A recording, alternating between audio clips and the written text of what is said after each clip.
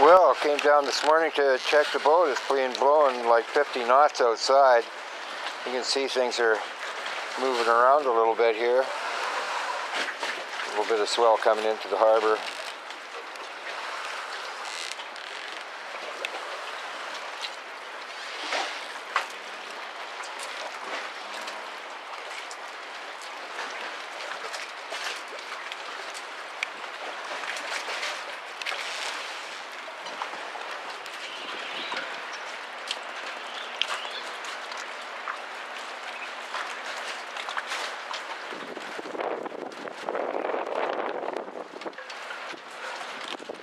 And today the tide's extremely high. You can see in the boat ramp, and you can see on the side of the building.